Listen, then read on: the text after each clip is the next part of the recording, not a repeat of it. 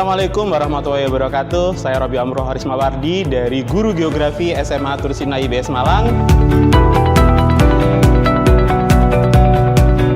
Hari ini saya akan memaparkan bagaimana sebuah inovasi pembelajaran di SMA Tursina IBS ini sudah sangat berlangsung dengan baik dan efektif. Pada inovasi pembelajaran kali ini saya membawakan topik hakikat geografi dengan subtopik konsep geografi dengan tema pembelajaran bencana alam. Kebanyakan dalam proses pembelajaran konsep geografi yang materinya penuh dengan konseptual menyebabkan siswa mengalami kebosanan dengan level yang sangat tinggi.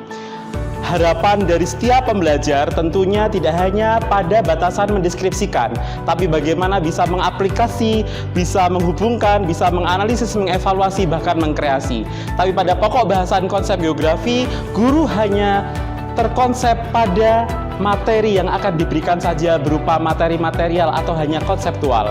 Dengan saya membawa inovasi pembelajaran pada materi hakikat geografi, subtopik konsep geografi, harapan besar saya, siswa saya tidak hanya sebatas bisa mendeskripsikan, tapi bagaimana siswa saya mampu sampai pada tahapan mengkreasi. Nah, pada inovasi kali ini, saya akan menggunakan pembelajaran pada abad ke-21. Salah satunya adalah menggunakan sistem pembelajaran menggunakan 5C.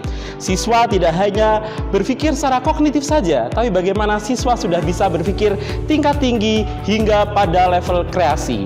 Pada pembelajaran kali ini saya menggunakan instruksi pembelajaran yang bagaimana tidak hanya menginstruksikan siswa, tapi guru berperan aktif sebagai fasilitator, mediator, hingga nanti siswa mampu pada tahapan mendeskripsikan sampai pada tahapan mengkreasikan. Tujuan dan target pembelajaran pada inovasi pembelajaran saya kali ini, siswa mampu memahami, mengaplikasikan, menghubungkan, menganalisis, mengevaluasi, dan mengkreasikan konsep geografi dengan tema bencana alam. Sehingga pembelajaran tentunya akan lebih ke pembelajaran kontekstual. Saya membawa kondisi yang terjadi secara real, kondisi secara nyata, saya bawa ke dalam kelas sehingga siswa mampu melihat dan menyaksikan bagaimana bencana itu terjadi. Dan nantinya mereka akan menghubungkan dengan 10 konsep dalam konsep geografi. Sehingga pelajaran kontekstual mampu saya hadirkan di dalam kelas dan tujuan pelajaran dapat tercapai. Latar belakang dari inovasi pembelajaran saya adalah bagaimana menghubungkan materi yang sifatnya konseptual yang saya hadirkan dalam kelas mampu dihubungkan oleh siswa saya dengan konsep geografi yang saya berikan sesuai dengan topik di kelas. Syarat akan konseptual, siswa jika mengalami kesulitan, maka guru sebagai fasilitator dan mediator harus mampu menjembatani bagaimana kesulitan yang dialami oleh siswa. Mulai dari kesulitan menghubungkan, menganalisis, mengevaluasi, hingga mengkreasikan. Pada tahapan ini, guru benar-benar menjadi fasilitator agar tujuan pembelajaran dapat tercapai dengan baik. Dan siswa mampu mencapai pada tahapan tujuan yang diinginkan dalam pembelajaran pada topik hakikat geografi. Cara kerja yang dilakukan pada inovasi pembelajaran dengan topik hakikat geografi adalah: pertama, tentunya guru melakukan apersepsi. Guru memberikan pemahaman tentang materi dari topik hakikat geografi. Setelah itu, dari proses pemahaman, guru melakukan tanya jawab. Adakah siswa yang belum memahami terhadap materi yang disampaikan guru, ataukah ada hal-hal yang menjadi pertanyaan dari siswa terhadap guru? Setelah proses tanya jawab, guru memberikan konsep geografi dengan tema bencana alam, khususnya adalah banjir lahar dingin. Pada materi ini, benar-benar guru harus menampilkan materi secara kontekstual, materi secara menarik, materi secara nyata. Kenapa ini diharapkan? Karena akan menjadikan perangsang bagi siswa. Mereka akan bertanya, mereka akan mempunyai rasa ingin tahu, mereka akan berdiskusi. Dari hal inilah yang nantinya harapan materi tentang konsep geografi itu tersampaikan.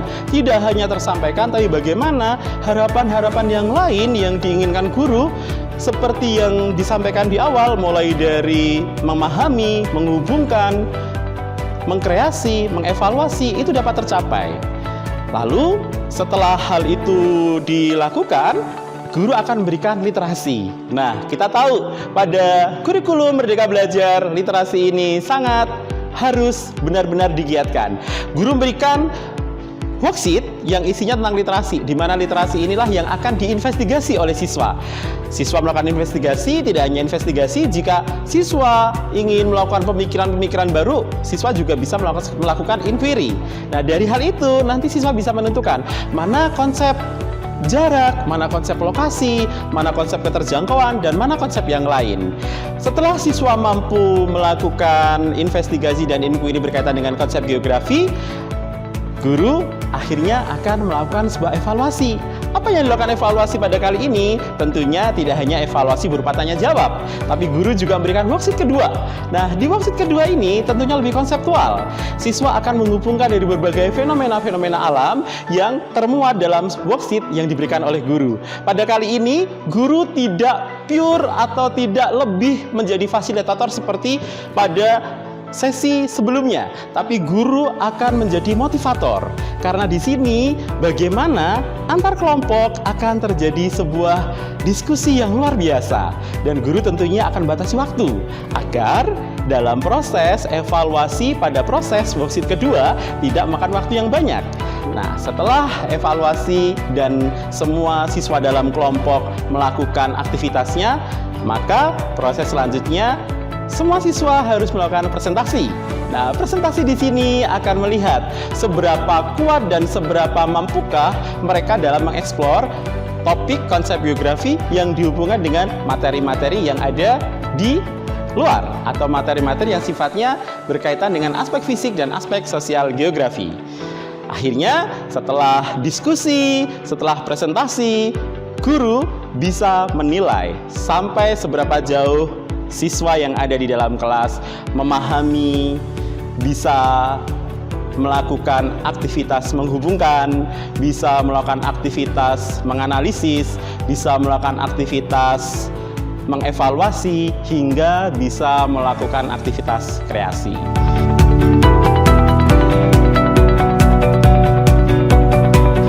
Nah, dari sini kenapa kita sebagai guru membutuhkan sebuah inovasi? Guru itu adalah pembelajar, dan tugasnya harus belajar sepanjang hayat.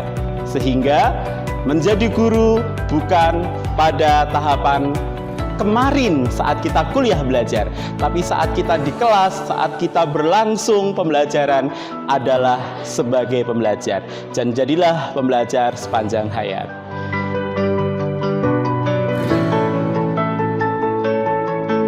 Harapan saya dari inovasi belajaran ini, saya menghubungkan dengan recording yang ada dalam Tursina.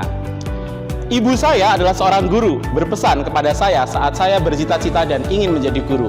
Jadilah guru dengan nilai keikhlasan yang tinggi. Masuklah dalam kondisi ikhlas, masuklah dalam kondisi yang memberikan sebuah pemahaman dengan hanya berdiri atas ridha Allah. Insya Allah apa yang akan kamu sampaikan, apa yang kamu berikan kepada siswa kamu akan tersampaikan. Prinsip yang kedua saya adalah bagaimana kita selalu care terhadap lingkungan pembelajar. Baik care dengan siswa dan baik care dengan teman sejawat. Berdiskusi, berdialog, saling memberikan masukan kepada teman sejawat, itu adalah hal yang penting. Care dengan siswa, siapa yang belum paham, siapa yang belum bisa, itu juga sangat penting dalam sebuah pembelajaran.